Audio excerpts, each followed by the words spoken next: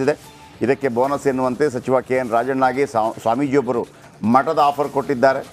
ಅಂದರೆ ಏನಾಯಿತು ಅಂತಂದರೆ ಇವ್ರು ಹೇಳಿದ್ರಲ್ಲ ಮುಖ್ಯಮಂತ್ರಿ ಇವರಾಗಬೇಕು ಅಂತ ಹೇಳಿದಾಗ ಚಂದ್ರಶೇಖರ್ ಸ್ವಾಮೀಜಿ ಹೇಳಿದಾಗ ಹೌದೌದು ಇವರೆಲ್ಲ ಹೇಳ್ಬಿಟ್ರು, ನೀವು ನನಗೂ ಕೊಟ್ಬಿಡಿ ನಿಮ್ಮ ಪೀಠವನ್ನು ನಾನು ಕಾವ್ಯ ಹಾಕ್ಕೋತೇನೆ ಅಂತ. ಆಗ ಸ್ವಾಮೀಜಿ ಏನು ಹೇಳಿದರು, ಹೌದಾ ನೀವು ಮಡದಿ ಮಕ್ಕಳನ್ನು ಬಿಟ್ಟು ಬಂದರೆ ನಾನು ಬಿಟ್ಕೊಡ್ತೀನಿ ಅಂತೇಳಿ.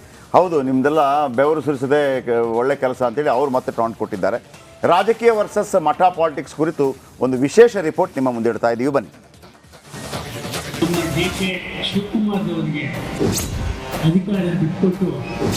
ಲಿಂಗಾಯತ ಸಚಿವರಿಗೆ ಹೆಚ್ಚಿನ ಆದ್ಯತೆಯನ್ನು ನೀಡಬೇಕು. ಆಗಬೇಕಾಗಿರೋ ವಿಷಯ ಚರ್ಚೆಯಲ್ಲಿ ಇದೆ. 16 ವರ್ಷ ಕೈಪಾಳ್ಯದಲ್ಲಿ ಸಿಎಂ ಡಿಸಿಎಂ ಕುರ್ಚಿ ಫೈಟ್ ಜೋರಾಯಿತು. ರಾಜಕೀಯ ವರ್ಸಸ್ ಮಠ ಪಾಲಿಟಿಕ್ಸ್. ಸ್ವಾಮೀಜಿಯವರಿಗೂ ರಾಜಕೀಯ ಪಕ್ಷಕ್ಕೂ ಏನಾದ ಸಂಬಂಧ ಇದೆ? ಯಾರೋ ಹೇಳ್ತಾರಂತ ಎಲ್ಲ ಚರ್ಚೆ ಆದ ಬದಲಾವಣೆ ಮಾಡಬೇಕಾಗುವ. ಡಿಕೆಶಿಗೆ ಸಿಎಂ ಕುರ್ಚಿ ಬಿಟ್ಟುಕೊಡಿ. ಒಕ್ಕಲಿಗ ಸಮುದಾಯದ ಚಂದ್ರಶೇಖರ್ ಸ್ವಾಮೀಜಿ ನೀಡಿದ ಹೇಳಿಕೆ ಕೈಪಾಳ್ಯದಲ್ಲಿ ಅಲ್ಲೋಲ ಕಲ್ಲೋಲ ಸೃಷ್ಟಿಸಿದೆ. ಕಾಂಗ್ರೆಸ್ನಲ್ಲಿ ಸಿದ್ದರಾಮಯ್ಯ ಮತ್ತು ಡಿಕೆ ಬಣಗಳಿವೆ ಅನ್ನೋದು ಮತ್ತೆ ಮತ್ತೆ ಜಗಜ್ಜಾಹೀರಾಗ್ತಿದೆ. ಶ್ರೀಗಳ ಹೇಳಿಕೆಗೆ ಕೆರಳಿ ಕೆಂಡವಾದ ಸಚಿವ KN ರಾಜಣ್ಣ ಸದ್ಯಕ್ಕೆ ಸಿಎಂ ಕುರ್ಚಿ ಖಾಲಿ ಇಲ್ಲ ಅಂತ ಕೌಂಟರ್ ಕೊಟ್ಟಿದ್ದಾರೆ. ಈ ಸಿಎಂ ವಿಚಾರ ಏನದ್ರಲ್ಲಿ ತಪ್ಪೇನಪ್ಪ ಇದೆ ಕೇಳಿದ್ರೆ ತಪ್ಪೇನಿಲ್ಲ. ನಾವೇನು ಅಂತಿಮವಾಗಿ ನಿರ್ಣಯ ಮಾಡೋದು ಕಾಂಗ್ರೆಸ್ ಪಕ್ಷದಲ್ಲಿ ಹೈಕಮಾಂಡ್ನವ್ರು ಮಾಡೋದು.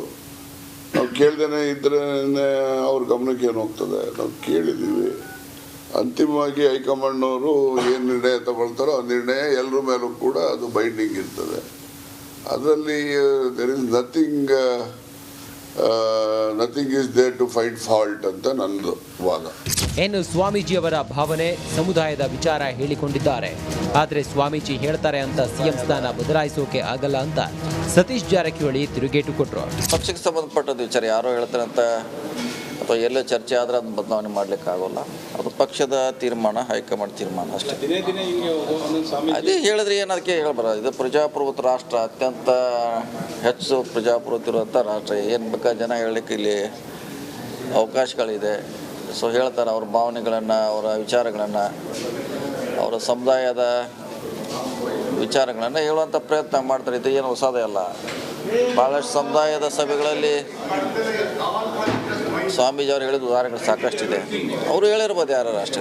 ಸಿಎಂ ಕುರ್ಚಿ ಜಟಾಪಟಿ ಬಗ್ಗೆ ಸಚಿವ ಬೈರತಿ ಸುರೇಶ್ ಪ್ರತಿಕ್ರಿಯೆ ನೀಡಿದ್ರು. ದೆಹಲಿಯಲ್ಲಿ ಮಾತನಾಡಿದವರು ಸದ್ಯಕ್ಕೆ ಮುಖ್ಯಮಂತ್ರಿ ಸ್ಥಾನ ಖಾಲಿ ಇಲ್ಲ ಅಂದ್ರು. ನಮ್ದು ಹೈಕಮಾಂಡ್ ಇರುವಂತಹ ಪಕ್ಷ, ಪ್ರಾದೇಶಿಕ ಪಕ್ಷ ಆದ್ರೆ ಇಲ್ಲೇ ನಿರ್ಧಾರ ತಗೊಂಡು ಮಾಡ್ಬೋದು. ನಮ್ಗೆ ಹೈಕಮಾಂಡ್ ಖರ್ಗೆ ಸಾಹೇಬ್ರು ಇದ್ದಾರೆ, ರಾಹುಲ್ ಗಾಂಧಿ ಸರ್ ಇದ್ದಾರೆ. ಇವರೆಲ್ಲರೂ ಕೂತು ತೀರ್ಮಾನ ಮಾಡ್ತಾರೆ. ಉಪಮುಖ್ಯಮಂತ್ರಿ ಯಾರು ಮಾಡಬೇಕು, ಮುಖ್ಯಮಂತ್ರಿ ಯಾವ್ದು ಮಾಡಬೇಕು ಅಂತ ಹೇಳಿ. ತಕ್ಷಣಕ್ಕೆ ಮುಖ್ಯಮಂತ್ರಿ ಸ್ಥಾನ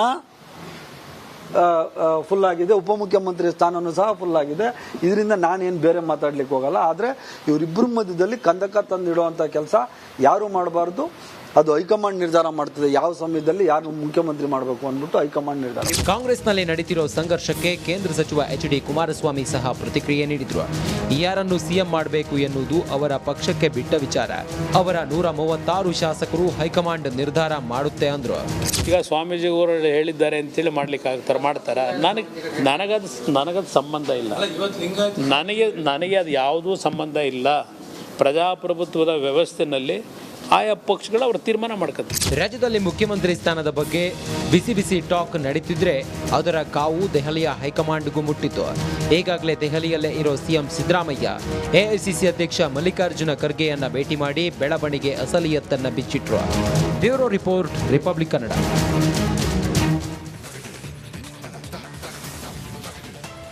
ಈ ಕುರಿತಂತೆ ಮತ್ತಷ್ಟು ಡೀಟೇಲ್ಸ್ ಅನ್ನ ಕೊಡ್ತಾ ಹೋಗ್ತಾರೆ ನಮ್ಮ ಪ್ರತಿನಿಧಿ ಕೂಡ ನೇರ ಸಂಪರ್ಕದಲ್ಲಿ. ಓಕೆ, ಒಂದು ಅಪ್ಡೇಟ್ ಲಭ್ಯವಾಗ್ತಾ ಇದೆ. ರಾಜ್ಯದಲ್ಲಿ ಸಿಎಂ ಸ್ಥಾನ ಡಿಸಿಎಂ ಹುದ್ದೆ ಬಿಗ್ ಫೈಟ್ ಏರ್ಪಟ್ಟಿದೆ ಕಾಂಗ್ರೆಸ್ ಪಾಳ್ಯದಲ್ಲಿ. ಸಚಿವ ರಾಜಣ್ಣಗೆ ಮಾಜಿ ಸಂಸದ DK ಸುರೇಶ್ ಟಾಂಗ್ ಕೊಟ್ಟಿದ್ದಾರೆ. DKಶಿಗೆ ಜವಾಬ್ದಾರಿ ಕೊಟ್ಟಿರೋದು ಪಕ್ಷದ ವರಿಷ್ಠರು. ಹೇಳಿಕೆ ಕೊಡುವವರು ತಮ್ಮ ಬೆನ್ನು ಮೊದಲು ನೋಡ್ಕೊಳ್ಬೇಕು.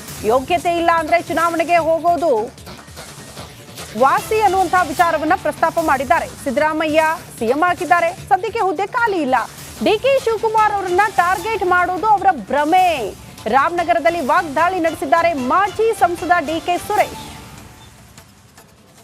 ನೋಡಿ, ಡಿ ಕೆ ಶಿವಕುಮಾರ್ ಅವ್ರಿಗೆ ಪಕ್ಷದ ಜವಾಬ್ದಾರಿಯನ್ನು ಕೊಟ್ಟಿರ್ತಕ್ಕಂಥವರು ಪಕ್ಷದ ವರಿಷ್ಠರು. ಅವರು ಈಗಾಗಲೇ ವರಿಷ್ಠರ ಮುಂದೆ ಏನು ಹೇಳಬೇಕೋ ಎಲ್ಲ ತಿಳಿಸಿದ್ದಾರೆ.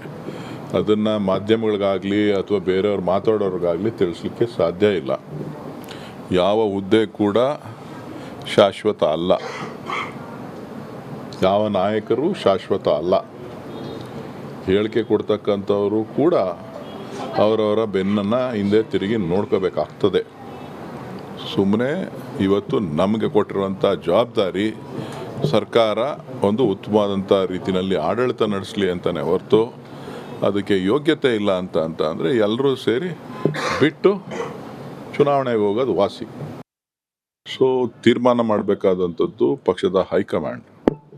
ಈಗ ಸಿದ್ದರಾಮಯ್ಯನವರು ಮುಖ್ಯಮಂತ್ರಿ ಆಗಿದ್ದಾರೆ, ಸ್ಥಾನ ಖಾಲಿ ಇಲ್ಲ. ಸೊ ಖಾಲಿ ಆದಂಥ ಸಂದರ್ಭದಲ್ಲಿ ಚರ್ಚೆಗೆ ಬರ್ತೀವಲ್ಲ. ಯಾರೂ ಶಿವಕುಮಾರ್ ಅವ್ರನ್ನ ಟಾರ್ಗೆಟ್ ಮಾಡಲಿಕ್ಕೆ ಸಾಧ್ಯ ಇಲ್ಲ. ಅವರ ಭ್ರಮೆ. ಯಾರ ಟಾರ್ಗೆಟ್ ಮಾಡ್ತೀನಿ ಅನ್ನೋದೇನಾರ ಇದ್ದರೆ ಅದು ಅವರವರ ಭ್ರಮೆ ಆಗ್ತದೆ. ಡಿ ಕೆ ಶಿವಕುಮಾರ್ ಅವರು ಅವ್ರದೇ ಆದಂಥ ವ್ಯಕ್ತಿತ್ವವನ್ನು ಬೆಳೆಸ್ಕೊಂಡು ಹೋರಾಟದ ಬದುಕಿನ ಮುಖಾಂತರ ಸುಮಾರು 35 ವರ್ಷಗಳ ಸುದೀರ್ಘ ರಾಜಕಾರಣವನ್ನು ಮಾಡಿ ರಾಜ್ಯದಲ್ಲಿ ಪಕ್ಷದಲ್ಲಿ ಕೆಲಸ